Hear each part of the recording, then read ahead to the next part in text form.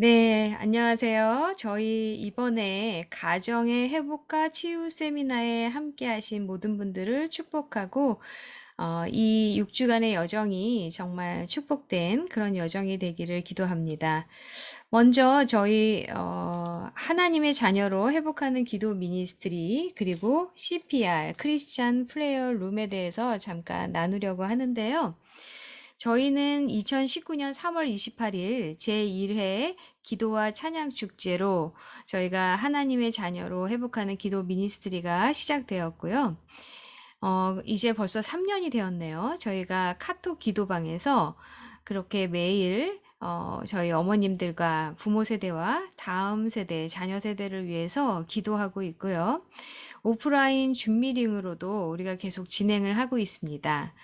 제가 주제 강의를 하고요. 저희가 나눔과 기도로 함께 하면서 요즘에는 교회에서도 그리고 지인들에게도 함께 나누지 못하는 아픔과 여러 가지 가정의 자녀 문제들, 여러 가지 상황들을 저희 하자회에서는 함께 나누고 집중해서 기도하고 있습니다.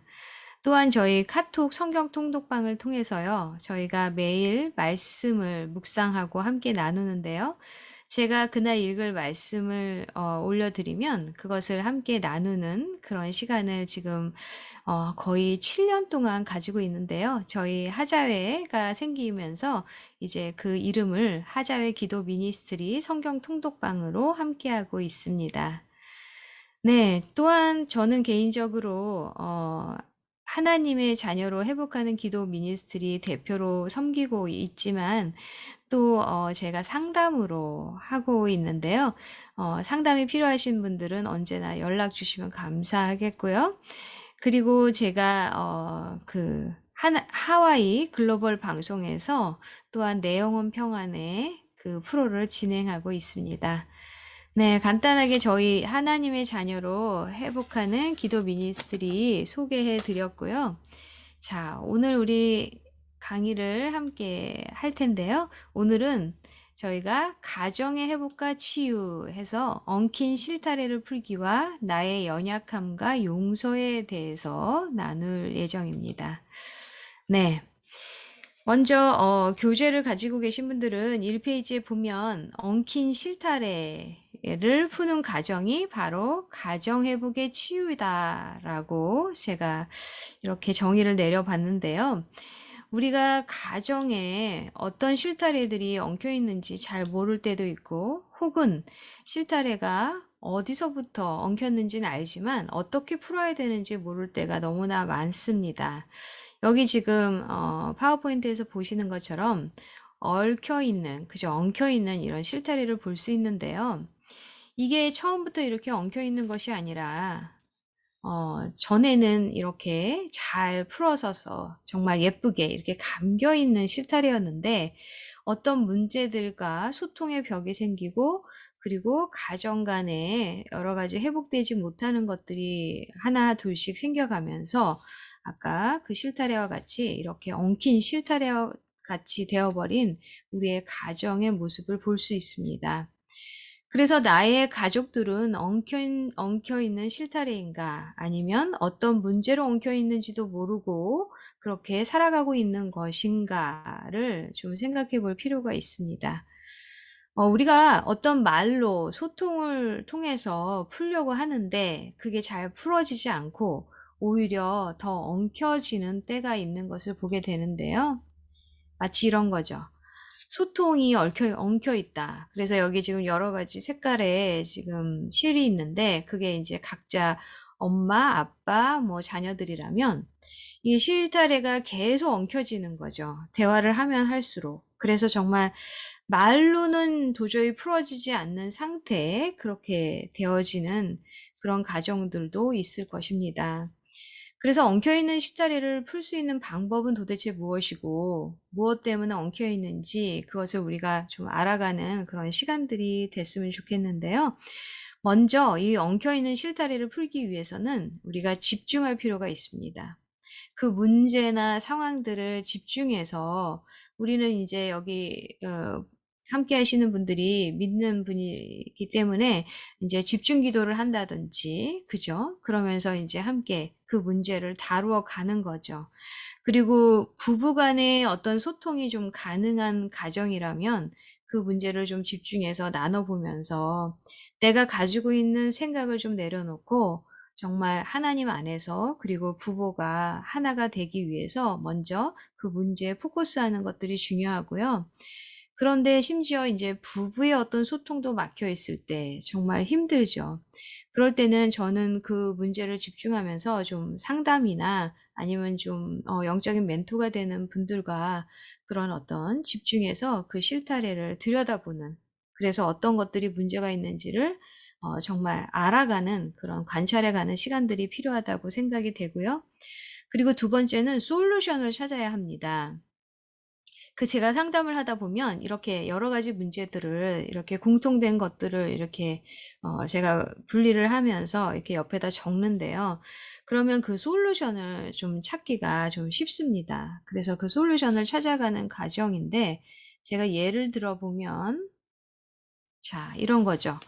나는 여기에 내가 있는데, 나는 어떤 엉킨 실타래를 가지고 있는데 그게 관계에 대해서 엉킨 것인지, 상처가 있어서 그런 것인지, 아니면 어떤 신앙의 문제인지, 혹은 일이나 어떤 재정의 문제인지, 이 외에도 이제 여러 가지 각 가정마다, 그리고 각자마다 엉킨 실타래를 우리가 발견하게 되는데요. 그것이 무엇인지를 먼저 우리가 이렇게 분리를 하는 것이 필요합니다. 그래서 그 문제를 가지고 우리가 공통된 문제의 원인을 좀 알아야 되는데요. 먼저 여기 보면, 자, 먼저 관계에 대해서 문제가 있는데, 그 관계가 만약에 소통에 대해서 문제가 있다는 것을 공통된 그 문제 원인으로 발견한다면, 그 소통이 나의 어떤 감정을 잘 표현하지 못하는, 그러니까 우리 감정에는 굉장히 여러 가지가 있는데, 어떤 분들은 감정을 표현할 때 분노, 화를 내는 것으로 이렇게 표현할 때가 많이 있어요. 그런 감정의 표현이 나는 좀 서투를 수도 있고, 아니면 어떤 상처에 의해서 내가 감정을 잘 표현하지 못함으로 인해서 다른 이들에게, 특히 가족이나 배우자에게, 그죠? 특히 자녀들에게 상처를 주고, 그래서 그 관계가 벽이 생기고, 그로 인해서 나의 엉킨 실타래가 되진 않았을까? 혹은 내가 소통에 문제가 있는 것은 용서하지 못함일 수도 있다라는 거죠. 네, 뒷부분에서 우리가 용서에 대해서 조금 자세히 더 다룰 텐데요. 용서하지 못하고 내가 원망하는 마음이 있을 때, 그죠? 이미 내 마음이 불편하고 마음이 닫혀 있기 때문에 이 소통이 잘 되지 않죠. 소통이 잘 되지 않으면 우리가 마치 이 하수도가 막혀 있는 것처럼 물이 내려가지 않고 계속 뚫어지기 전까지는, 그죠? 이렇게 더러운 물이 고여지는 그런 상태. 그러면 나의 엉킨 실타래가 될 수 있다라는 거예요. 자, 그래서 이런 거죠. 어디서부터 풀어야 될지를 이제 모르는 거예요. 여러 가지 문제들, 여기 여러 가지 색깔들의 실타래가 이렇게 합쳐져서 엉켜 있는 것과 같이 여러 가지 문제들이 한꺼번에 엉켜져 있는 이런 모습을 우리가 발견할 수 있어요. 그래서 현재 자녀들이 어리거나 아니면 어떤 그 솔루션을 찾았다면 지금부터 늦지 않았습니다. 지금부터 어디서부터 풀어야 될지를 집중해서 솔루션을 찾고 공통된 문제의 원인을 찾아가는 것들을 시작했으면 좋겠고요. 이제 자녀들이 저희 가정같이 20세가 넘고 이제 성인이 되었을 때는 정말 우리가 성인 대 성인으로, 그죠? 어른과 어른으로 그런 대화들이 좀 필요합니다. 그래서 정말 솔직하게 엄마의 힘듦을 좀 이야기하고, 거기서 중요한 건 뭐냐면요. 풀어가는 시점을 함께 발견해 가야 된다라는 거예요. 그래서 그 풀어가는 시점을 발견하려면 이 세 번째, 내 탓, 상대방의 탓을 하면 안 됩니다. 또 어떤 문제의 탓을 하는 것이 아니라, 그러니까 탓하기를 좀 내려놓고 또 한 가지는 뭐냐면 팔짱을 끼고, 이거는 뭐냐면 무관심. 무관심한 상태에서는 실타래를 풀어갈 수 없습니다. 또는 실타래를 어디서 풀어야 될지 몰라서 가위를 들고 실타래를 끊어버리는 건 뭐냐면 관계의 깨어짐을 말하는 건데요. 이렇게 관계가 깨어져 버리면 점점 더 실타래를 풀어가기가 힘들다라는 거죠. 그래서 어디서부터 풀어갈지 모를 때는 서로 먼저 관계를 이렇게 빌드업하는, 그러니까 전에 제가 이제 강의한 적이 있는데요. 관계 통장이 마이너스면 그걸 제로로 만들고, 제로일 때는 플러스로 만드는 과정들이 좀 필요해요. 그래서 내가 말로 상처를 주거나 지적을 많이 했던 그런 사람이라면 그걸 내려놓고 격려하고 칭찬하고, 그다음에 서로 일상적인 대화 있죠. "오늘 어떤 음식을 먹을까? 그리고 오늘 너 학교 갔다 왔는데 기분은 어떠니? 그리고 엄마가 뭘 도와줄까?" 그런 일상적인 대화를 천천히 해 나가는 것들이 좀 필요합니다. 가장 중요한 거는 여기 마음 챙김이라는 책에서 샤피로가 "늦은 때란 없다."라고 이야기합니다. 지금이 그때이다. 헌신적인 노력, 반복이 필요할 뿐이다. 그죠? 우리가 반복해서 이 실타래를 풀어가야 된다는 것을 우리가 생각하고, 그리고 오늘 하루의 나의 말과 생각을 점검하고, 그리고 우리 상대방에게, 가족들에게 다가가면 늦은 때라는 없다라는 거예요. 네. 또 우리 보면, 교재에 보면 네 번째, 나의 심포도를 발견하라라는 거죠. 나의 심포도가 무엇인가? 열등감인가, 우월함인가, 혹은 과거의 상처인가? 나의 인정의 욕구나 상대방에게 너무 지나친 기대감일 수도 있습니다. 또 선입견이나 고정관념, 트라우마, 그죠? 외상 후 스트레스 장애라고 PTSD라고 하는데요. 이따 우리 부록에서 좀 살펴볼 건데, 그런 외상 후 스트레스 장애로 인해서 내가 어떤 그 증세가 나타날 수 있는데, 그것이 계속될 거라고 생각하면서 살아가는 그런 삶. 그런 삶은 계속 심포도, 그죠? 우리 성경에 나오잖아요. 조상들이 심포도를 먹었다고, 네가 그 입맛이, 너가 그것이 심포도라고 하지 말라라는 건 뭐냐면, 그거를 절대로 해결하지 못한다고 생각하고 그거를 계속 어떤 가정에 내려오는 그런 어떤 안 좋은 것들로 우리가 계속 유지하면서 살아가지 말라라는 거예요. 혹은 또 두려움이나 죄로 인해서 우리의 눈이 가려져 있는 것일 수도 있습니다. 어떤 미움이나 우상 숭배, 그다음에 중독, 탐욕, 음란한 어떤 행위들이 우리의 심포도일 수 있다라는 거예요. 그래서 제가 여기 우리 교재를 갖고 계신 분들은 교재에 보면 외상 후 스트레스 장애가 16페이지에 있습니다. 외상 후 스트레스 장애는 우리가 좀 잠시 나누고 좀 우리가 지나갔으면 좋겠는데요. 외상 후 스트레스 장애는요, 사람마다 갑자기 일상에서 생겨지는 어떤 일들로 인해서, 문제들로 인해서 그런 어떤 데미지가 일어나는 건데요. 그것은 정신적인 어떤 문제를 일으킵니다. 그리고 정서적인 불안을 일으키기도 합니다. 그래서 보통 보면 이제 전쟁이나 고문이나 자연재해나, 그리고 예기치 못한 가족의 죽음이나, 그죠? 어떤 사고, 교통사고나, 그리고 소아 때, 아이 때 학대나 폭력을 경험했을 때, 강간이나 어떤 성폭력, 그런 여러 가지가, 그죠? 여러 가지 사고들, 화재나 이런 것들이 외상 후 스트레스 장애의 원인이 될 수 있습니다. 그런데 이 외상 후 스트레스 장애를 우리가 모든 어떤 사건을 만났을 때마다 모든 사람들이 외상 후 스트레스 장애를 갖느냐? 그거는 아닌데요. 외상 후 스트레스 장애가 생기는 것은 사실은 어떤 갑자기 생기는 어떤 문제들, 천재지변 같은 문제들이나 생각지도 못했던 어떤 정말 인격에 데미지를 주는, 감정에 데미지를 주는 그런 문제들을 우리가 만날 수 있습니다. 그런데 그럴 때 그게 자극으로 들어왔을 때 그걸 어떻게 반응하느냐에 따라서 그게 외상 후 스트레스 장애로 계속 어른이 되고 정말 나이가 50이 60이 될 때까지도 그 증상이 나타나는 경우가 있고요. 그것을 알고 인지하고 그 문제를 그때 바로 반응해 주면 좋았을 텐데 그것을 반응하지 아니하고 지나왔을 때 외상후 스트레스 장애가 원인이 되는 그런 것들을 잘 발견하고 충분히 치료할 수 있다라는 거죠. 그래서 마치 이제 보면 제가 이제 부침개를 붙이다가 여기 이렇게 좀 뒤어서 여기 이제 보이시죠? 이렇게 해서 여기 위에까지 기름이 톡톡톡 이렇게 튀겼는데 제가 이거 튀겼을 때는 지금은 좀 많이 아프진 않아요. 그런데 이렇게 흉터는 지금 흔적은 남아 있잖아요. 흔적은 남아 있는데 이거는 계속 약을 발라도 없어지지 않더라고요. 근데 제가 이거를 딱 댔을 때 너무 이게 뜨거워가지고 제가 깜짝 놀라면서 머리가 찡 아픈 거예요. 그러면서 제가 갑자기 그 이지선 양이 생각이 나는 거죠.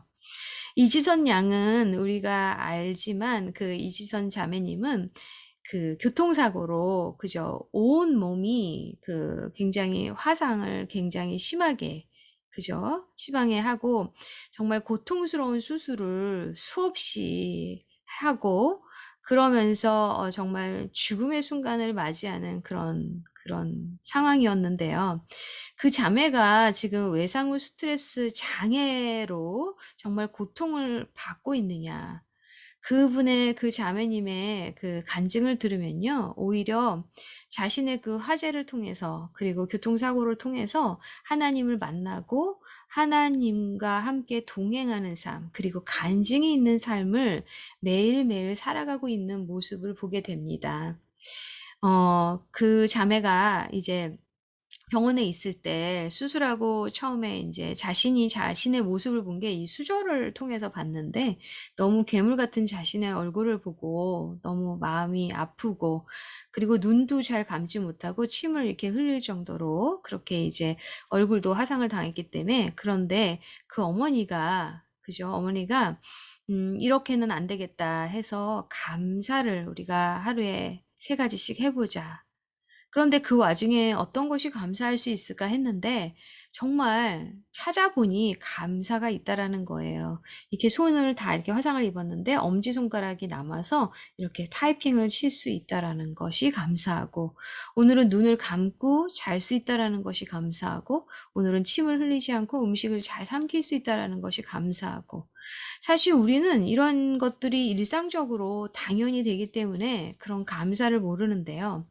사실은 이 외상후 스트레스 장애는 충분히 해결할 수 있다는 것을 우리가 기억할 필요가 있습니다. 그래서 상담이나 어떤 정신과 치료나 그리고 우리가 하나님을 만나서 그걸 충분히 승화시키고 그것을 오히려 간증으로 살아가는 그런 모습들로 우리가 살아갈 수 있거든요. 그래서 그것 또한 나의 심포도가 아니라는 거죠. 그리고 5번째는 우리 교재 1페이지에 보면 나를 있는 그대로 받아주기를 원하듯이 상대방을 있는 그대로 받아줄 때 우리가 이 엉킨 실타래를 풀어갈 수 있다라는 거예요. 우리가 사실은 내가 존귀한 존재라는 걸 모를 때가 있어요. 내가 정말 존귀한 존재라는 걸 알면 다른 사람들도 얼마나 존귀한 존재인지를 우리가 깨닫게 되거든요. 그래서 그러한 존재임을 우리가 서로 알아갈 때 우리가 이 엉킨 실타래를 풀어갈 수 있고요. 그런 존재인 거를 깨달을 때 우리는 서로에 대해서 좀 더 조심하고 서로의 그 바운더리, 경계선을 지켜주고 우리가 말과 어떤 비언어적인 언어적인 행동들을 좀 조심할 수 있을 것 같습니다. 상처를 주지 않고요. 그 다음에 6번째는 나의 연약함이 죄로 인함인지 연약함 때문인지 그것을 잘 분별해야 되고요. 상대방의 연약함 때문인지 상대방의 죄로 인함인지도 잘 분별해야 합니다. 그래서 그것을 잘 분별하는 것은 왜 중요하냐면요. 어쩔 때는 우리의 어떤 죄로 인함인 어떤 일들이 계속 거듭되고 있는데도 그것을 우리가 익스큐즈를 하는 거죠. 우리의 연약함 때문이라고. 그런데 그거는 하나님께 고백하고 회개함으로 그 죄를 다뤄줘야 되는 문제이라는 것을 우리가 좀 기억했으면 좋겠습니다. 그럴 때 우리가 하나님으로 온전한 유턴을 할 수 있는데 에베소서 4장 17절에서 32절 말씀 우리 부록 2에 있는데요. 교재로 17페이지에 있습니다. 여기 에베소서 4장 17절에서 32절에 보면 17절에 허망한 생각이라는 것이 나오는데 허망한 생각은 그죠. 필요 없는 생각. 그야말로 이제 쓸데없는 생각이죠. 그런 생각이 있는데 그것들로 인해서 18절에 지각이 어두워진다라고 되어 있습니다. 지각이 어두워지면 어떤 일이 생기냐면 무지해지고요. 그리고 마음이 완고해진다라는 것이죠. 무지하다는 것은 우리가 내 자신을 제대로 알지 못하는 것도 무지한 거고요. 하나님이 어떤 분인지 잘 모르고 살아가는 것도 무지한 거고요. 이 세상에 어떤 일들이 되어지고 있는데 우리가 무지하기 때문에 우리가 잘못 생각하고 행하는 어떤 왜곡된 신념들이 생겨갈 수 있는데 그걸 무지라고 합니다. 그리고 마음이 완고해지는 거는 우리가 정말 감성적이고 정서적이고 그런 어떤 공감이 일어나고 그런 소통이 일어나야 되는데 마음이 너무너무 굳어져서 그게 전혀 되지 않는 사람들을 우리가 말하는 거죠. 그러면 지각이 어두워진다고 성경에서 말씀하고 있습니다. 그러면 어떤 일들이 생기냐? 19절에 수치를 모르죠. 그러니까 수치심. 그죠? 부끄러운 걸 모르는 거예요. 그 다음에 몸을 방탕하게 내맡기고 탐욕을 부리고 더러운 일을 하게 된다라고 말하고 있어요. 내 몸이 소중한 걸 모를 때, 그죠? 우리가 쾌락을 따라가게 돼 있고 어떤 그런 수치심을 모를 때 우리가 정말 자녀들 앞에서도 정말 수치스러운 어떤 행동을 아무렇지도 않게 하게 됩니다. 자, 그리고 22절에 보면 허망한 욕정을 따라 살다가 썩어 없어질 그 옛사람을 벗어버리라 라고 말하고 있습니다. 그러니까 너희가 더 이상 심포도를 먹어서 네 입맛이 시다고 말하지 말라라는 거예요. 옛사람을 벗어버리라는 거예요. 그리고 23절에 마음의 영을 새롭게 하라라고 말씀하고 있어요. 하나님의 형상을 따라 참 의로움과 참 거룩함으로 지으심을 받은 새 사람을 입으라라고 말씀하고 계시는 거죠. 그런데 새 사람을 입으려면 어떻게 해야 되느냐? 25절에 거짓을 버려야 합니다. 그리고 이웃과 더불어 우리 이웃은 다 누구나 이웃이 될 수 있죠. 나의 자녀도, 그죠? 나의 배우자도, 또 나의 지인도, 우리 옆집에 사는 누군가도 다 이제 이웃이 될 수 있는데요. 참된 말을 하라는 것입니다.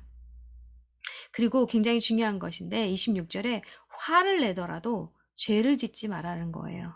우리가 화는 낼 수 있어요. 그죠? 화를 표현할 수 있어요. 그런데 그 화로 인해서 우리가 어떤 폭언을 하거나 욕을 하거나 어떤 무례한 어떤 말들을 하거나 그 말이 상처가 돼서 여기에 이렇게 박혀져 있는 상대방에게 정말 아프게 하는 그렇게 죄를 짓고 또 내 입술이 더러워지는 그런 죄를 짓지 말라는 거죠. 그거는 왜냐하면 27절에 악마에게 틈을 내주는 것이 되기 때문에 그렇습니다. 그렇기 위해서 우리가 죄를 지었을 때는 해가 지기 전에 그걸 해결하라고 말씀하고 있어요. 그러니까 오늘 하루를 돌아보고 내가 어떤 악한 말을 했을 때, 내가 죄 짓는 어떤 행동을 했을 때 하나님 앞에 나아가 고백하고 온전한 회개에 이르러야 된다라는 거죠. 그래서 29절에 거듭해서 말씀하시기를 나쁜 말은 입 밖에도 내지 말고 그다음에 적절한 때에 듣는 사람에게 은혜가 되게 하라. 그죠? 시기적절한 말을 하라는 거예요. 그래서 우리가 어떤 말을 할 때는요. 자극이 딱 들어온다고 바로 말을 하는 것이 아니라 그죠? 자동적인 생각으로 말을 하는 것이 아니라 그것이 약간 이제 부정적인 어떤 리액션으로 내가 그것에 대응해야 될 것 같으면 그때 바로 우리가 리액션이나 어떤 말을 하거나 감정을 표현하는 것이 아니라 잠깐 동안 시간을 갖는 것들이 필요한 거예요. 네. 그래서 그것은 결국 30절에 하나님의 성령을 슬프게 하는 것입니다. 그래서 하나님의 성령을 슬프게 하지 마십시오라고 성경에서 말씀하고 있어요. 그래서 정리해 보면 31절에 악독과 격정과 분노와 소란과 욕설과 모든 악의를 함께 내버려라. 그러한 내 옛모습이 있다면 그런 내 옛모습을 모두 버려버리고 그저 하나님의 영으로 새 옷을 입으라. 라고 말씀하시는 거예요. 그래서 32절에 그러면 어떻게 되느냐? 친절하게 대하고 불쌍히 여기고 그 다음에 서로 용서하라는 거죠. 우리가 조금 후에 용서에 대해서 좀 더 자세히 나눌게요. 네. 다시 교재로 돌아오면 그래서 묶인 것들이 이렇게 풀어지는 과정을 우리가 경험하면서 어떤 것들이 용서함으로 인해서 또 우리가 이거 우리가 계속해서 심보도라고 생각하고 살아왔는데 그게 아니구나. 이거를 이제 다뤄줘야 되는 거구나. 이거를 우리가 어떤 것들은 죄면 회개를 해야 되고 하나님께 나아가야 되고 어떤 우리의 연약함이라면 그 연약함을 가지고 서로 그죠? 우리가 공격하는 것이 아니라 그 연약함을 품어주고 더욱더 사랑해주고 그죠? 우리가 겸손하게 주님께 나아가는 그런 시간들이 필요한 거예요. 그래서 말씀을 묵상하고 주시는 생각을 기도하면서요. 컨펌을 하는데 저는 이제 주로 3번을 컨펌합니다.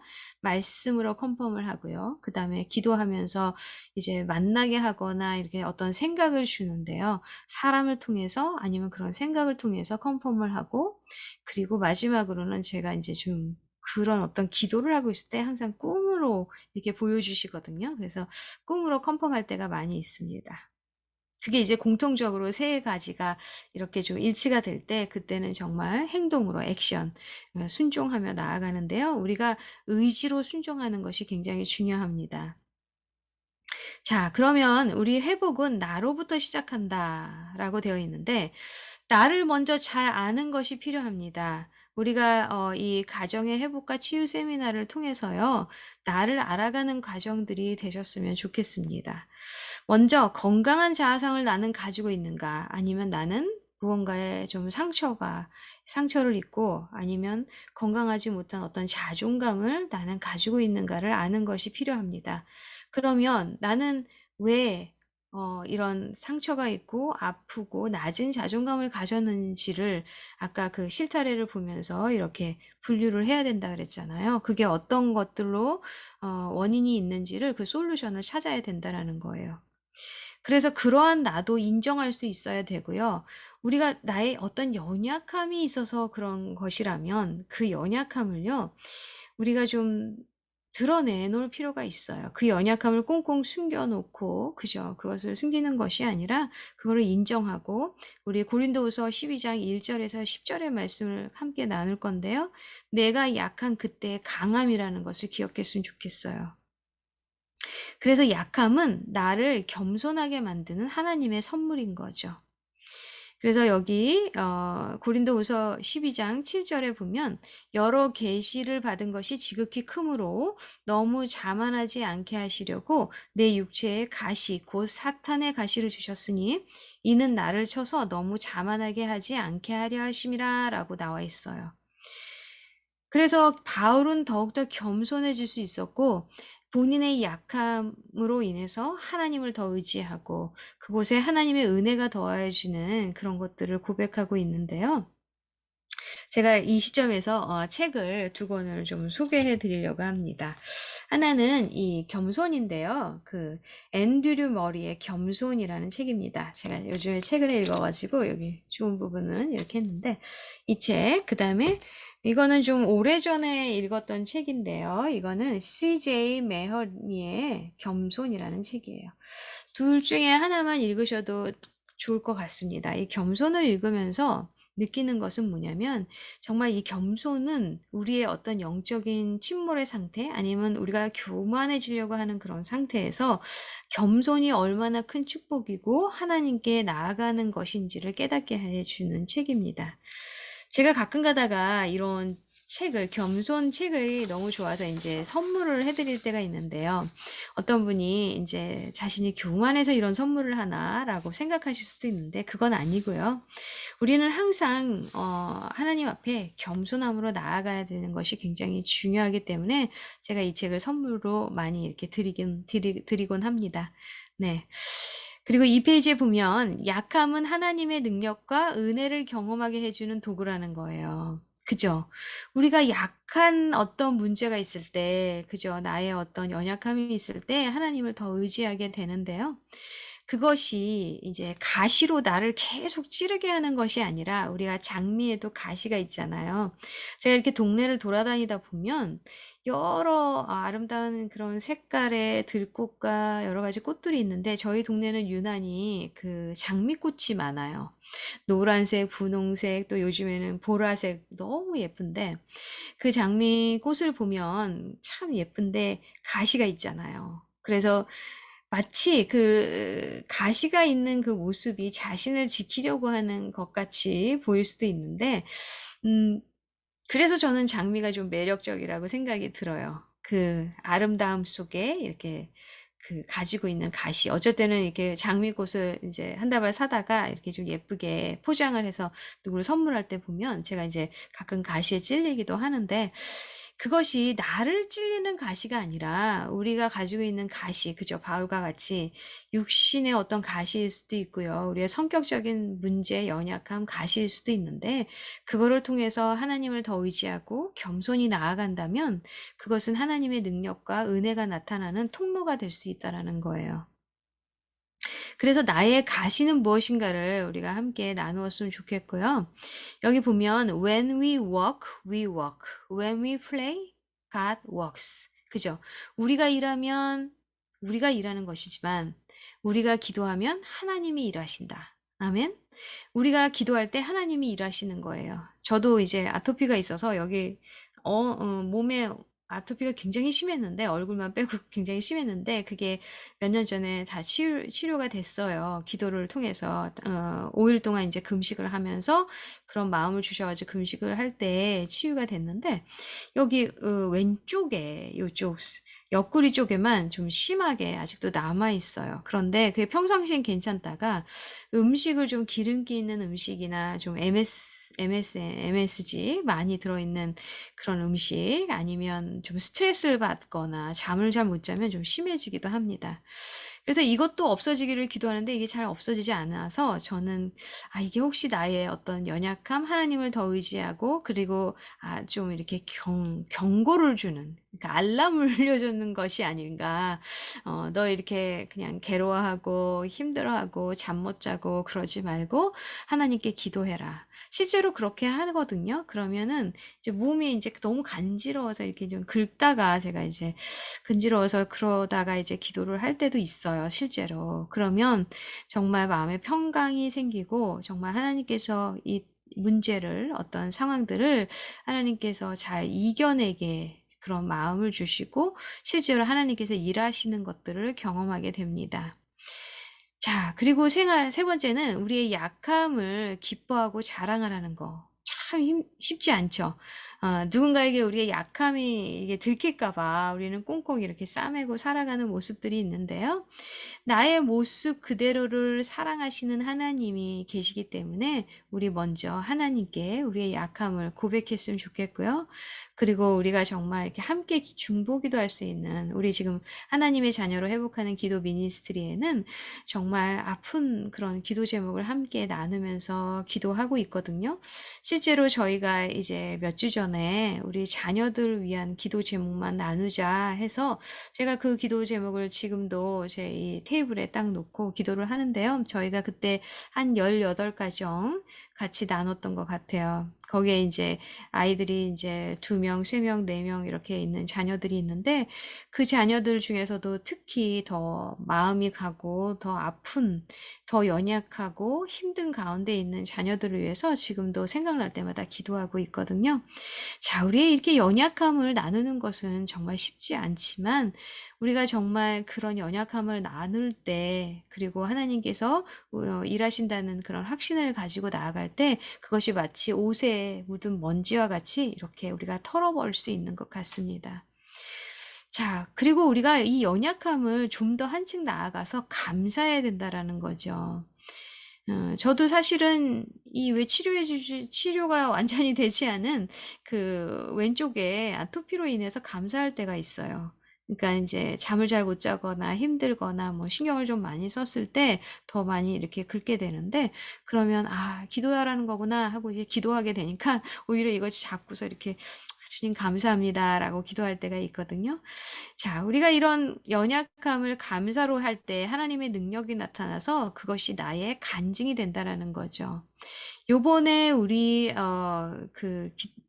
가정의 회복과 치유 세미나 그 주제곡이요, 나의 찬송이라는 곡이에요. 희지윌의 나의 찬송. 거기 마지막 부분에 보면 우리 찬송가에 있는 이것이 나의 간증이요, 그렇게 나오죠. 우리의 삶이 연약하지만, 그리고 문제가 있지만 하나님께 맡길 때 그것이 간증이 되는 삶을 살아갔으면 좋겠습니다. 자, 우리 그리고 내 자신을 잘 알려면요, 우리가 나의 삶의 기준, 권위자가 누구인가, 권위자가 무엇인가를 아는 것들이 굉장히 중요한데요. 그 기준이 무엇이냐에 따라서 우리가 결정을 내리는데 굉장히 큰 영향을 미칩니다. 그래서 이 기준이 무엇인가를 알고 살아가는 것은 굉장히 중요합니다. 우리가 이렇게 보면, 자, 여기 보면 다림줄 권위자가 있죠. 호세아 7장 8절에 나와 있는데요. 네. 여기 보면 다림줄에 보면 왼쪽에 치우쳐 있을 때 이 권위자가 예를 들어서 어떤 폭력이 있거나 어떤 권위를 그죠 주장하거나 조정 심리가 있다. 그런데 상대적으로 그 자녀들은 슬픔이나 자기 연민, 자기 증오, 우울 이쪽으로 이렇게 보이시죠? 좌절, 거절, 그리고 항상 이렇게 마음에 죽고 싶다, 죽고 싶다 이런, 그죠? 그렇게 될 수 있고요.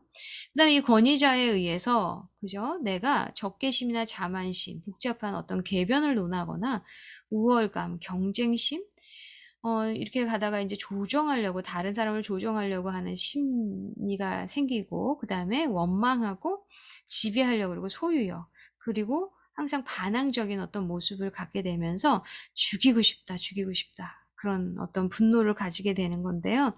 이 권위자가 부모일 수도 있고요, 어떤 돈일 수도 있고요, 어떤 배우자일 수도 있어요.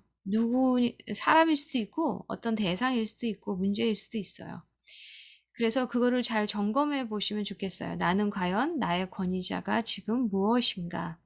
이 권위자가 하나님으로 될 때 우리는 왼쪽, 오른쪽으로 왔다 갔다 하기도 하고, 왼쪽으로 치우쳐 있거나 오른쪽으로도 치우쳐 있는 나의 마음의 상태, 나의 생각, 나의 어떤 자존감, 그죠? 나의 생각들이 정말 건강하게 회복이 될 수 있다라는 거예요. 그죠? 그래서 우리 나의 정말 중심의 권위자가 누구인가를 아는 것은 굉장히 중요하죠. 네.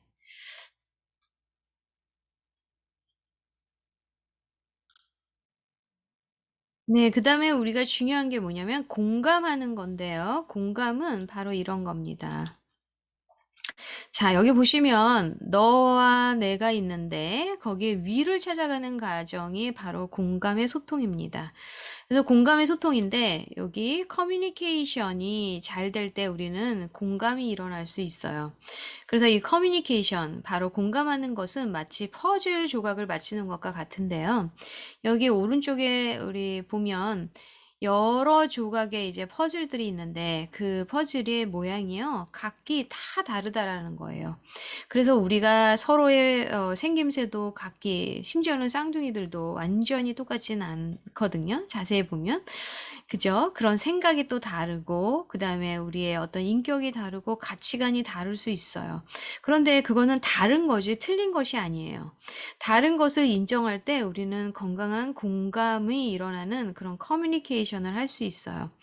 그래서 내가 먼저 내 자신을 공감할 때 나의 회복이 일어나는데요. 내 자신을 공감한다는 건 뭐냐면, 내가 지금 마음이 울적하고 슬픈데, 그죠? 내가 외로움을 지금 경험하고 있어요. 그런데 안 그런 척하고 상대방을 대하는 그런 모습들은 내 자신을 공감하는 것이 아니라 내 자신의 어떤 그런 마음 상태를 그냥 이렇게 덮어버리는 거거든요. 그래서 내 자신을 공감하는 것은 굉장히 중요합니다. 그리고 내 자신의 어떤 그런 마음의 상태를 우리가 알아차리면 그것을 정말 편한 어떤 누군가에게, 우리 가족이나 누군가에게 표현해 볼 수 있어야 됩니다. 그래서 내 마음을 또한 그 상대방이 공감해 줄 때 우리는 격려의 힘을 얻고, 그리고 우리가 어떤 부정적인 어떤 나의 마음의 그런 상태를 좀 회복해 나갈 수 있다라는 거죠. 그래서 우리가 공감의 소통은요, 연습이 좀 필요한데요. 이거는 우리가 이제 다음에 우리가 좀 더 자세히 소통에 대해서 나누려고 합니다. 그리고 긍정적인 반응을 하는 것이 필요한데요. 상대방의 말을 한 번 더 반복해 주는 거죠. 내가 만약에 어떤 내 자녀의 이야기를 듣는데 우리의 자녀가 "오늘 학교에서 내가 이런 이런 일들로 기분이 나빴어." 그러면 네가 그런 그런 일들로 기분이 나빴어?" 그죠? 이렇게 해 주는 거예요. "아 그런 거 가지고 뭘 기분이 나빠하고 그래." 이게 아니라, 그죠? 공감해 주는 거예요. 긍정적인 반응, 긍정적인 파지티브 리액션을 해 주는 거죠. 상대방에게 가지고 있는 부정적이고 왜곡된 생각을 내려놓는 것들이 필요해요. 그죠? '아 쟤 또 짜증내네. 쟤 또 뭐 불만 불평이 많네.' 이렇게 하면 우리가 상대방에게 그렇게 리액션으로 대하게 되거든요, 부정적인 리액션으로.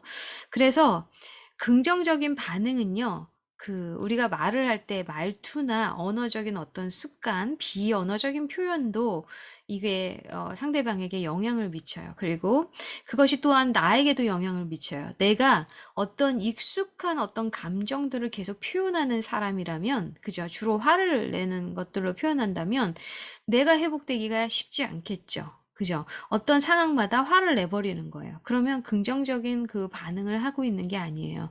그래서 내가 익숙한 그 반응이, 그전 감정 표현이 내가 부정적이라면 차라리 그거를 말로 표현하는 것이 좀 필요해요. 어떻게 하냐면, 내가 어떤 문제에 대해서 화가 났다면 "아 나는 이 문제에 대해서 자꾸 화가 나." 이렇게 표현해야 되는데 그냥 화를 버럭 내버리는 거야. 그러면 그게 익숙해져서 그게 내가 되는 거예요.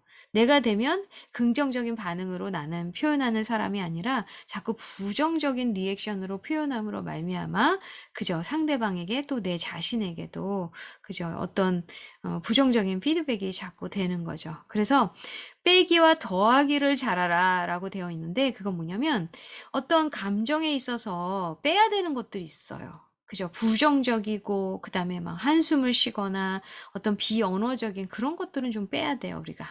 그리고 더하기는 뭐냐면 밑도 끝도 없이 "아 그거 좀 빨리 해. 하란 말이야." 막 이렇게 좀, 그저 불친절하게 그냥 명령조로 말하는 게 내 자신이라면 거긴 좀 더하기를 더 해야 되겠죠. 좀 친절한 말과, 그죠, 설명하는 말들을 좀 더 해야 될 것 같아요.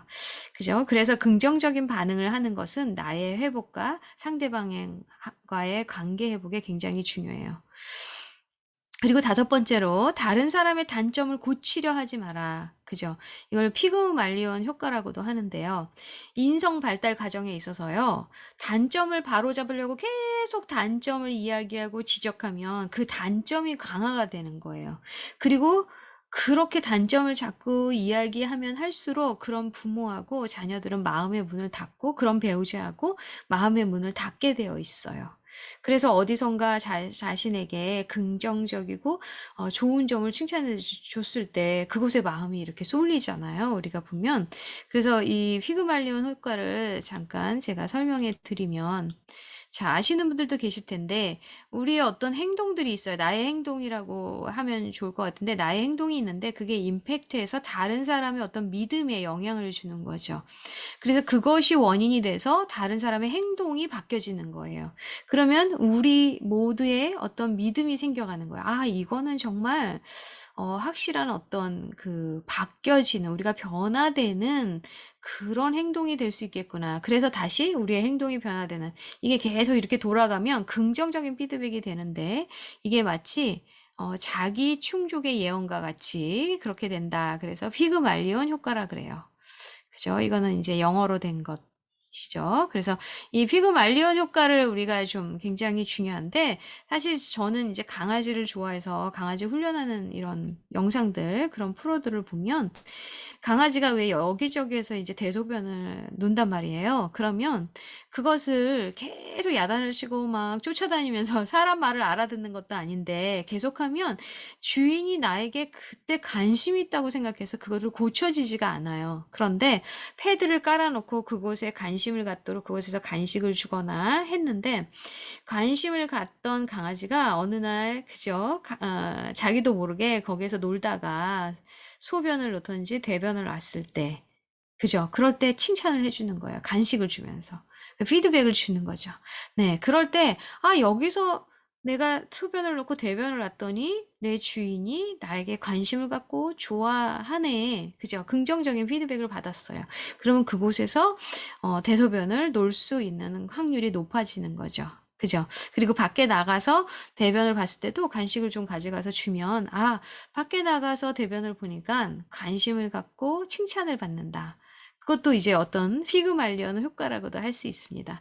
우리 자녀들에게도 마찬가지예요. 그리고 배우자에게도 어떤 것들을 지적하기 전에 잠깐 생각을 하는 거죠. 자극이 들어왔어요? 내가 그것을 바로 반응해. 지적으로 반응하는 것이 아니라, 아, 이거는 좀 내 거 하고, 뭔가를 잘했을 때를 딱 캐치를 해야 돼요.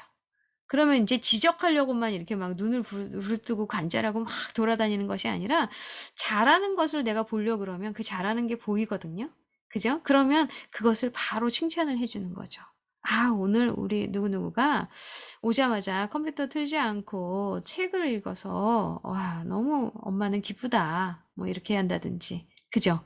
그런데 이제 맨날, 너는 맨날 컴퓨터만 켜고, 너는 맨날 그렇게, 게임만 하니? 그러면 게임을 중단하던가요? 그렇지 않죠?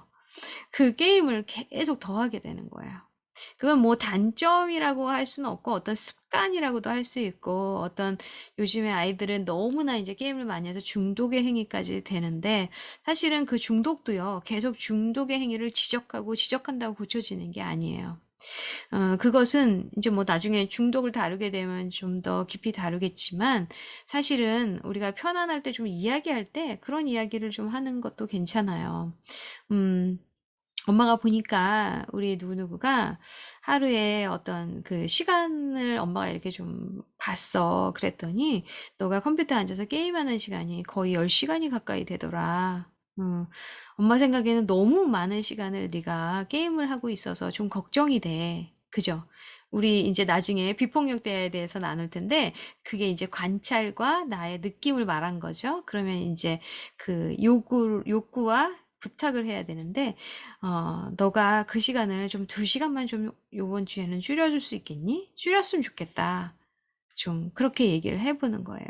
그러면 아이가 예를 들어서 8시간도 굉장히 많긴 해요. 그런데 10시간에서 2시간을 줄여줄 수 있겠니? 하는 엄마의 그 자상한 부탁에 아이들이 그걸 들어주기 시작한다라는 거예요. 그런데 게임을 하고 있을 때마다 한심하게 쳐다보고, 아유, 저거 어떻게 저렇게, 나사렛 예수 그리스도의 이름으로 온전히 떠나갈지어다. 중독의 영혼 떠나갈지어다. 떠나갈지어다. 계속 그러면, 그죠? 그게 떠나갈 것 같은데 잘 떠나가지 않더라고요. 그래서 그런 어떤 소통을 좀 열어가는 것들이 필요하고요.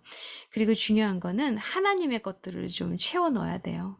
하나님의 것들을 채워 넣으려면 말씀 한 절을 포스트잇에서 써서 이렇게 노트북에 이제 붙여 놓는다든지, 그러면 이제 간단한 거는 이렇게 노트북 틀다가 살짝 들여다보기도 하거든요.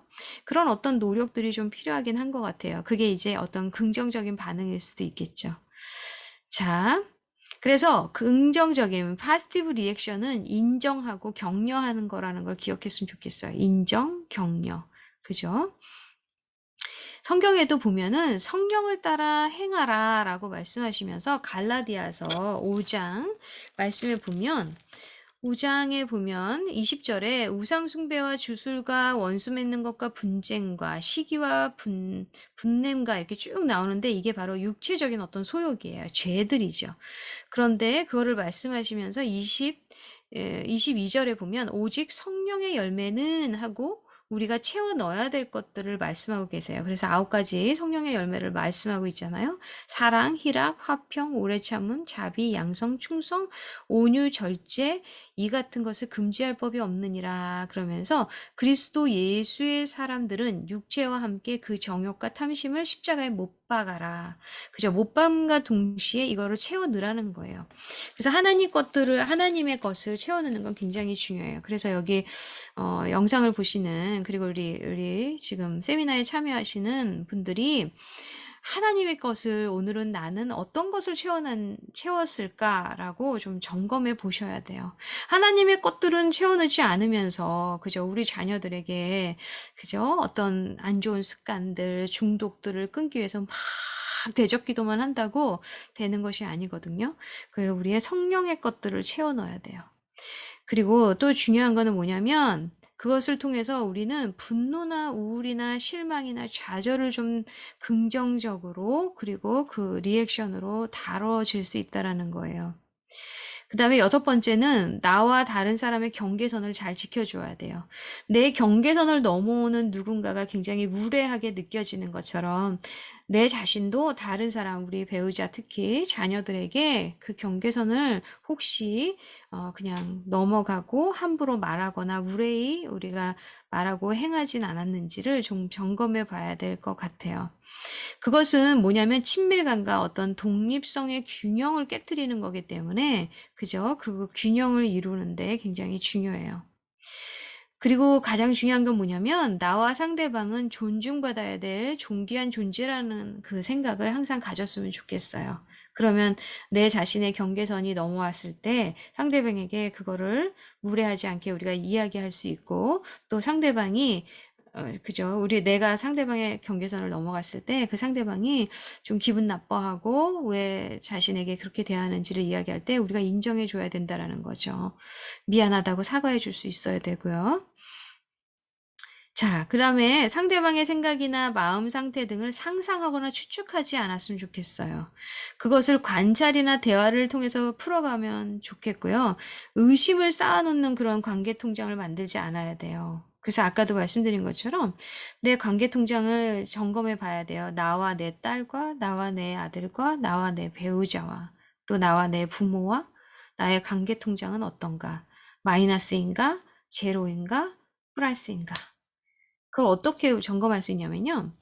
지금 어떤 대화를 할 때마다 내가 만약에 힘든 대화도 가능하고, 그죠?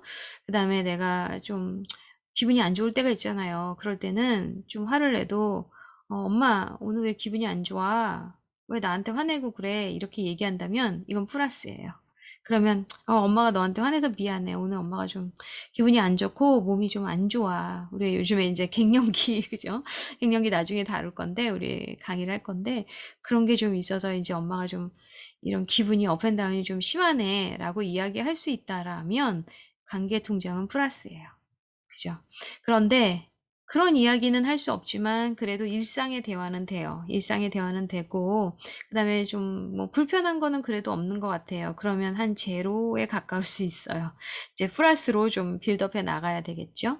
그런데 서로 툭 하면 터질 것 같이 정말 가시가 돋쳐 있고 또 어떤 말만 하면 그죠? 그냥 나는 일상적으로 말하는 건데 상대방이 그거에 대해서 좀 이렇게 움츠려들거나 갑옷을 쓰거나 화살을 쏘려 그러는, 그리고 내 자신도 상대방에게 그렇게 하고 있다면 마이너스인 거예요. 그래서 마이너스일 때는 제로로 가기 위해서 일상의 평범한 대화들을, 그런 감정을 나누는 것들이 좀 필요하고요.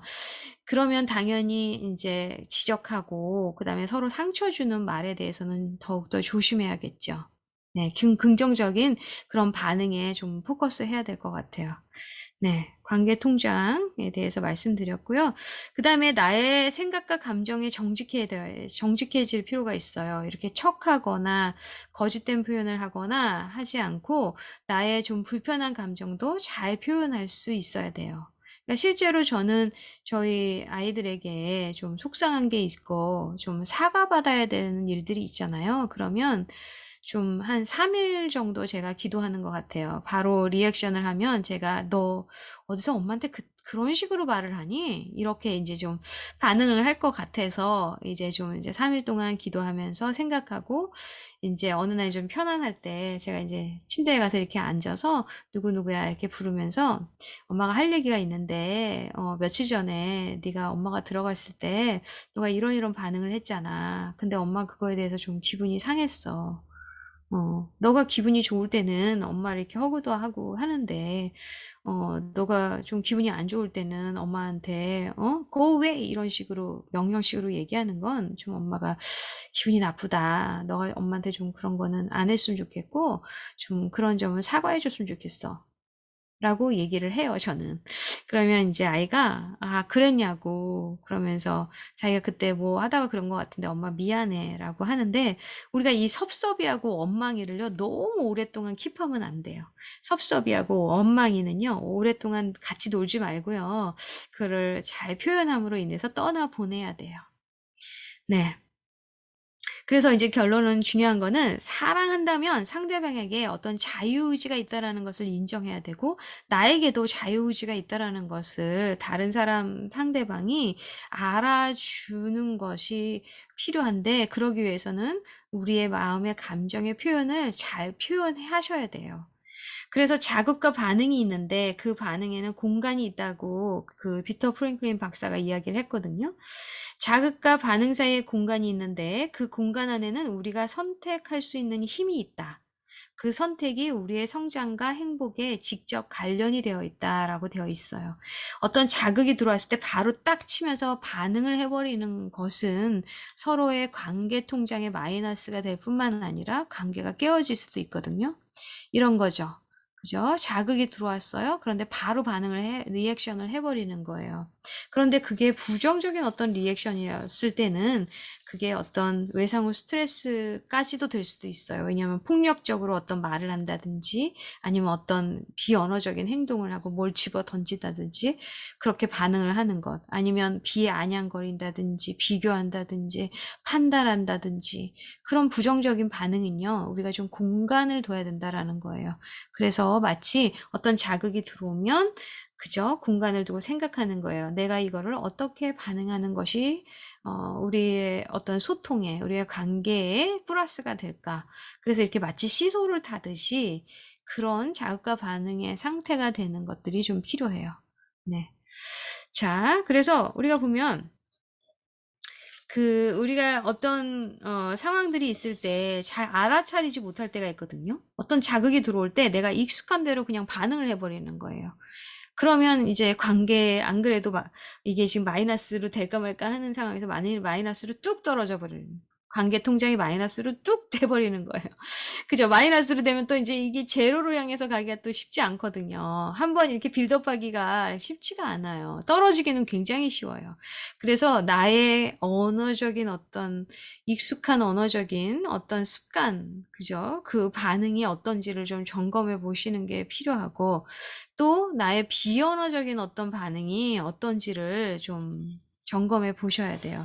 특별히 우리 아는 지인들이나 아니면 가족 중에서도 어떤 자극이 들어올 때 내가 부정적인 반응을 바로 해 버리는 경우가 있어요. 그죠? 누군가하고 꼭 그럴 때가 있어요. 그러면 그 자녀하고 혹시 그 배우자하고 그 관계 통장은 분명히 제로 아니면 마이너스일 거예요. 그래서 그럴 때 공간을 갖는 거죠. '아 내가 이렇게 반응했더니 이 관계가 계속 마이너스가 되네. 그러면 내가 이렇게 반응하는 거는 우리가 정말 이 엉킨 실타래를 풀어가는 과정에는 도움이 되지 않아. 그럼 내가 어떻게 반응하는 것이 좋을까?' 그게 바로 인제 생각의 공간을 두고 시간의 공간을 두는 거예요.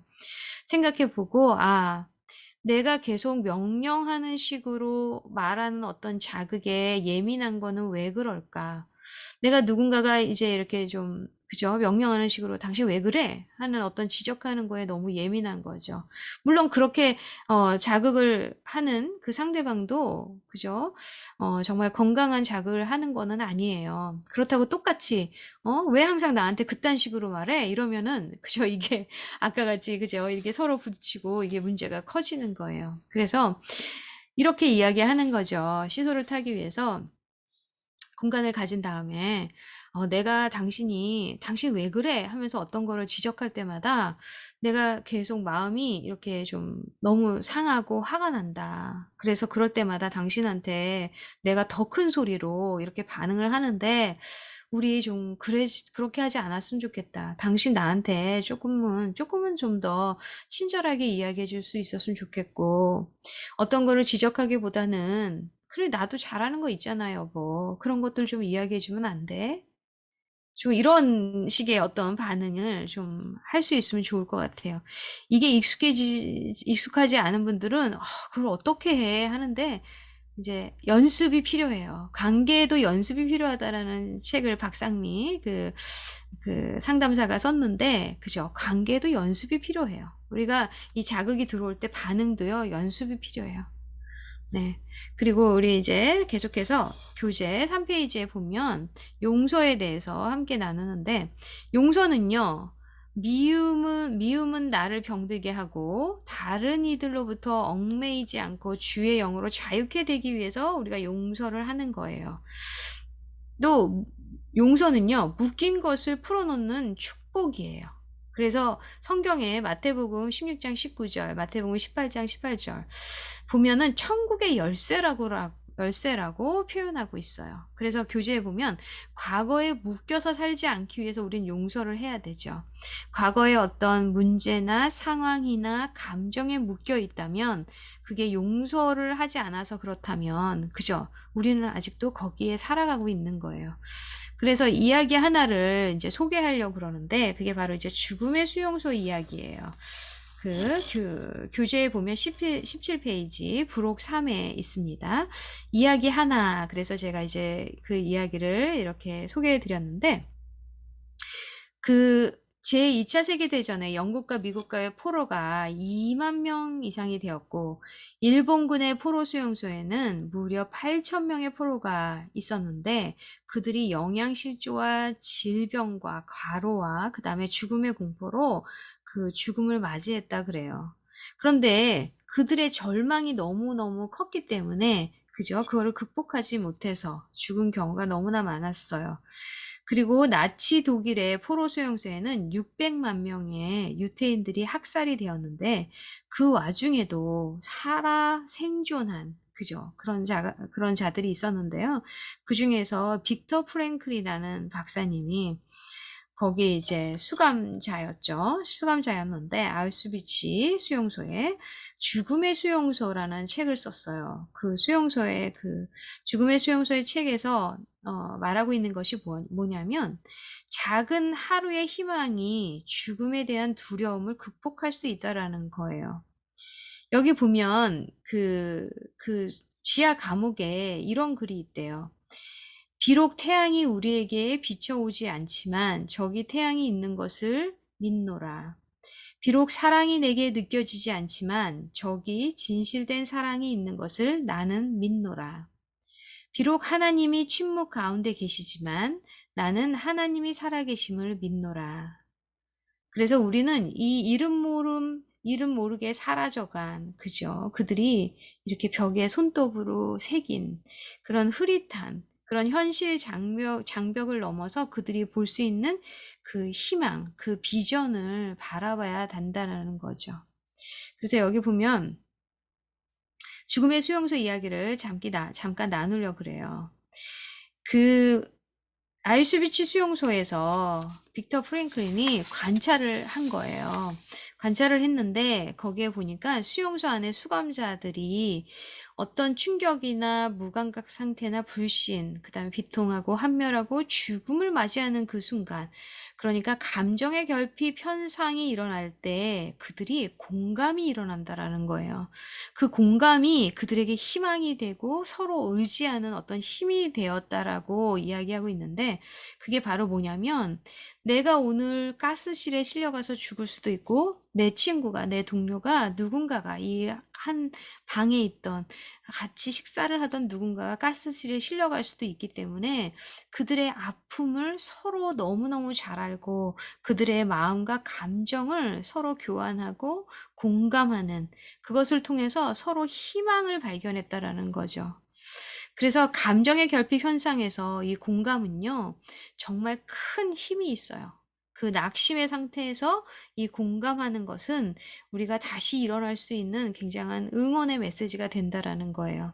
거기서 생겨난 게 뭐냐면, 고통에서 벗어날 수 있는 극도의 인간성에 상실된 상태에서도 자신의 존재론적인 어떤 의미와 삶을 살아갈 의지를 찾기 위해 그 독특한 어떤 정신 분석학 이론을 이 빅터 프랭클린이 발견을 했는데, 그게 바로 로고테라피예요. 교재 18페이지 로고테라피. 그래서 아까 말씀드린 것처럼 감정의 결핍 현상에서 공감이 로고테라피를 일으킨다. 그죠? 그다음에 두 번째는 로고테라피로 예술 활동이 그 로고테라피가 그 역할을 한다라는 거예요.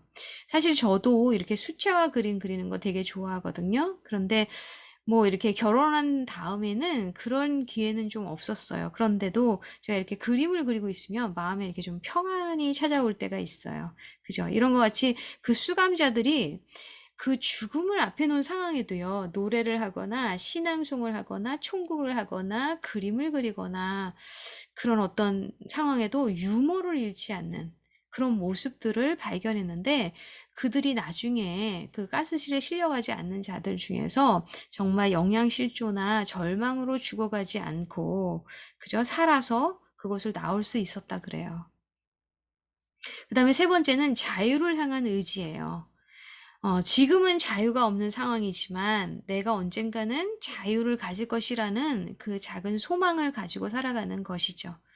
그래서 우리가 정말 절박한 상황 가운데서 우리를 일어나게 해줄 수 있고 다시 소망을 가질 수 있는 것이 있더라. 그것이 소망인데, 그게 바로 로고 테라피인데, 그것의 세 가지가 뭐냐면 창조하는 거, 경험하는 거, 사람. 그죠? 그리고 어떤 시련에 대해서 긍정적인 어떤 결정을 해 나가는 것들, 그것이 로고 테라피에 굉장히 중요한 것이고, 그것이 삶의 어떤 의미를 찾아가는 것이기 때문에 그것이 인간을 죽음의 순간에서도 살아나게 하는, 그죠? 끝까지 어떤 것들을 우리가 조정할 수 없는 거는 뭐냐면요, 내 안에 있는 그 절실한 소망이에요. 자유의지. 그 자유의지가 두려움을 택하느냐, 낙심을 택하고 계속 낭떠러지에 서 있느냐. 그 낭떠러지에서 그죠? 밑에 바닥만 보고 있으면 곧 떨어질 것 같거든요. 그런데 뒤를 돌아보니 그곳에 푸른 초원이 있고 그곳에 물이 있는 것이에요. 그래서 그곳을 돌아서서 내가 발걸음을 옮겨 나올 수 있는 것. 그게 바로 노고테라피의 그 승화의 과정이라는 거죠. 그래서 우리는 왜 살아가야 하나 하는 그 인생의 삶의 목적과 그 의미를 발견한다면, 그죠? 어떠한 상황에서도 내가 죽음의 낭떠러지에 있다고 하는 상황에서도 희망의 그 끈을 놓지 않고, 아까 보여드린 것처럼 막 여기저기 엉켜있는 실타래도 어디서부터 풀어야 될지 모르는 낙심 상태에 있다면 우리는 죽음의 수용소에 있는 거라고 할 수 있어요. 그런데 그러한 순간에 내가 어떤 용서를 해서, 또 어떤 긍정적인 리액션을 통해서, 또 관계 통장을 내가 빌드업하는 어떤 과정들을 통해서 이 엉켜진 실타래를 내가 풀 수 있다라는 희망을 갖는다면 그게 바로 로고테라피의 힘이죠. 네, 그래서 다시 교재 3페이지에 보면 내가 머물고 있는 마음과 삶의 자리를 바꾸는 것이 바로 용서예요. 내가 용서하지 못하는 이 굶어 터져 있는 그 상태에 있다면 나는 여전히 그 용서하지 못하는 죽음의 수용소에 살아가고 있는 거예요. 실제로 비터 프랭클린이 같이 아이슈비츠 수용소에 있던 어떤 친구를 만나서 자네는 그때의 기억을 어떻게 하고 있는가 했더니, 나는 독일 나치군을 절대로 용서할 수가 없어 하면서 그때의 끔찍했던 그런 순간을 기억하고 있더래요. 그래서 그에게 이렇게 말을 했다는 거죠. 나는 죽음의 수용소에서 살지 않고 지금은 자유롭고, 그죠? 그런 로고테라피가 일어나 있는데 당신은 아직도 죽음의 수용소에서 살아있는 것 같다. 용서하지 못하고 원망하고 독일 사람들만 보면 혐오하고 뭐 이런 것들.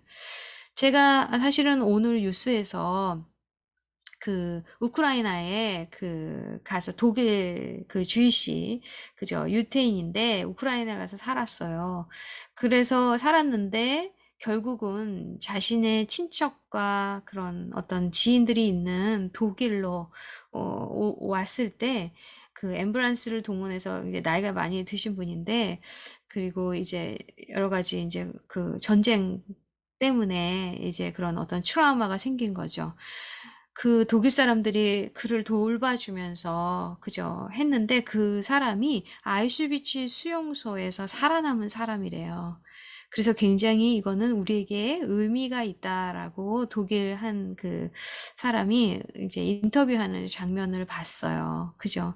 우리가 서로의 잘못을 인정하고, 그죠? 그리고 서로를 돌볼 수 있을 때 우리는 더 이상 그 아픔의 장소, 용서하지 못하고 상처의 장소에 살아가는 것이 아니라 우리는 새로운 그 삶의 자리에서 살아간다는 거죠. 제가 오두막이라는 책을 자주 소개를 하는데 꼭 읽어보셨으면 좋겠어요. 거기서도 맥이 그 자신의 정말 사랑스러운 셋째 딸을, 막내 딸을 그죠? 어떤 그 살인범에 의해서, 연쇄살인범에 의해서 죽임을 당했을 때 하나님을 원망할 수밖에 없었어요. 왜냐하면 맥은 하나님을 파파라 그러면서 하나님을 믿고 있었거든요. 그런데 어느 날 교회를 가지 않는 몇 년이 지난 날 우편함에 이렇게 써져 있는 거예요. 맥, 그 오두막에서 보자, 파파.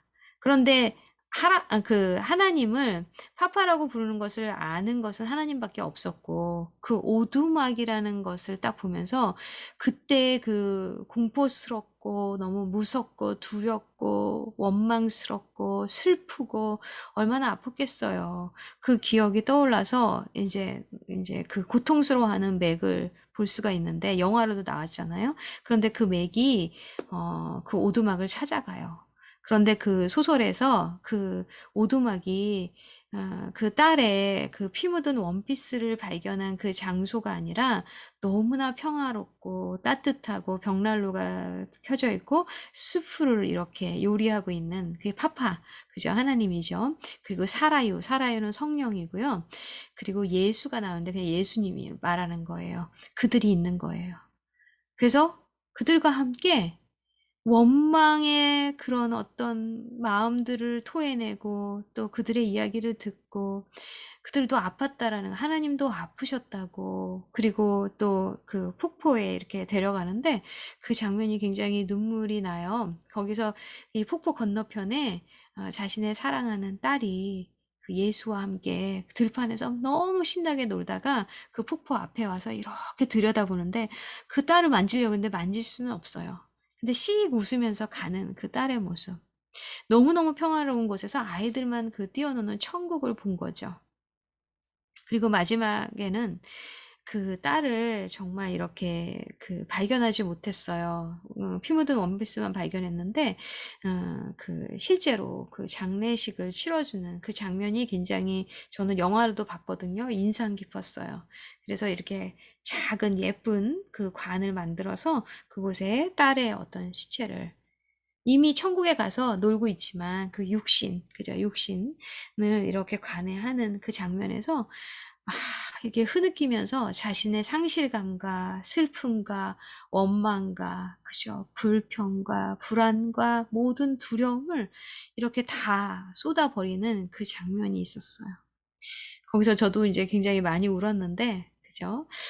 자, 그것이 용서예요. 하나님에 대한 용서가 일어났고, 그 다음에 누군가에 대한 용서가 일어나면서 맥이 굉장한 놀라운, 그죠? 새로운 삶으로 회복되는 모습을 우리가 보게 돼요.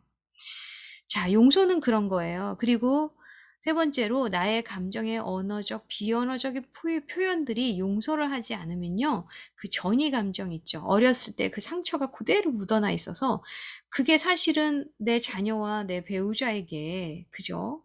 쏟아 부어져서는 안 되는데 그게 다 쏟아 부어져서 나도 똑같은 잘못을 내 자녀에게 하고 있다라는 거예요. 그래서 내 자녀가 나중에 나는 절대로 엄마를 용서할 수 없어라고 해버리는 그게 이렇게 대물림이 되는 안 좋은 것들이 대물림이 되는 그런 상황이 될 수도 있어요.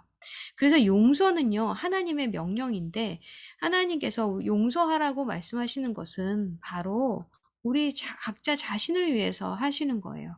그래서 제가 용서에 대해서 좀 정리를 해보면 용서란 관계에 대한 상처와 원망, 나의 마음에 영향을 준 행위와 문제들을 더 이상 품고 살지 않고 나에게서 떠나보내는 것이에요.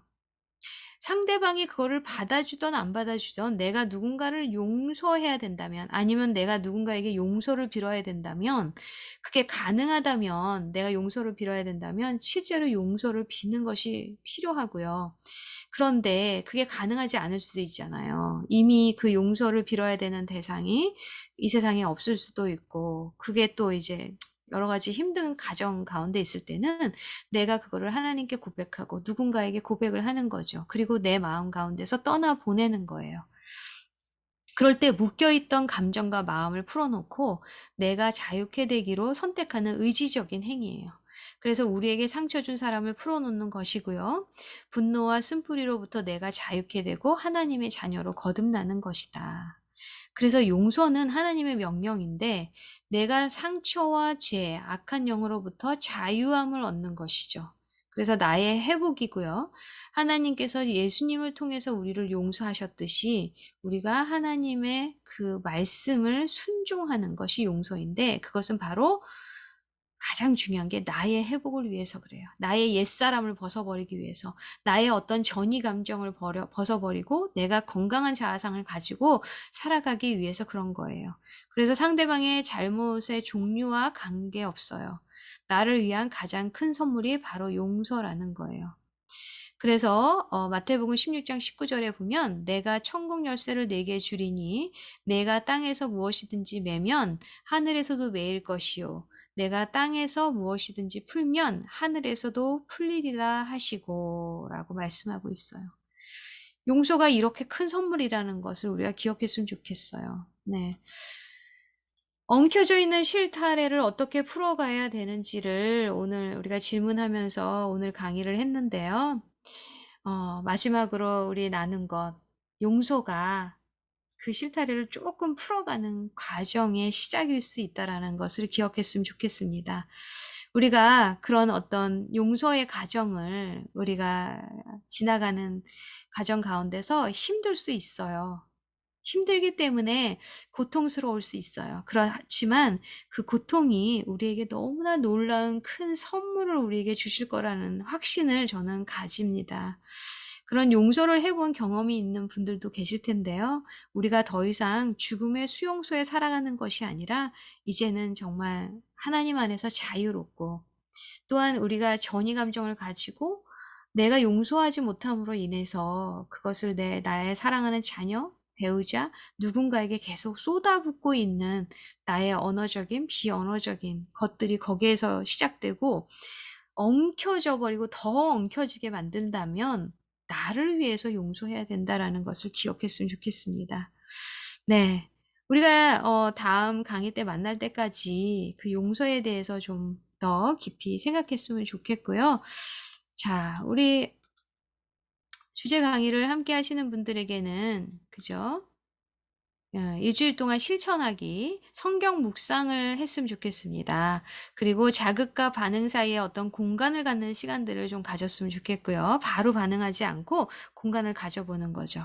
그 다음에 나의 약함, 나의 가시는 무엇인지를 한번 생각해 보시는 거죠.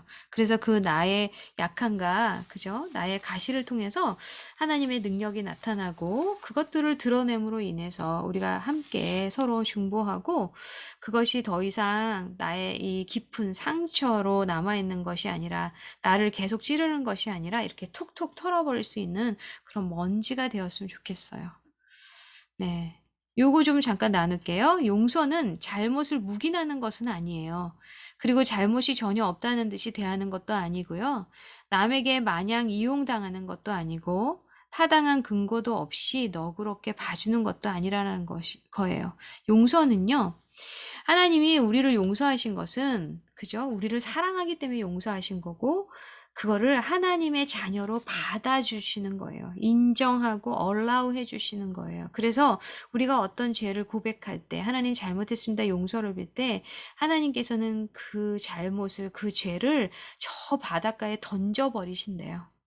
그런데 우리는 굳이 그거를 또 낚시를 해서 그거를 또 계속 그죠? 생각하고 리마인드하고 또 다른 사람에게 쏟아붓고 있는 것은 아닌지 우리가 좀 깊이 생각해 봤으면 좋겠어요. 그런 점검이 일어나는 시간들이 되었으면 좋겠습니다. 네.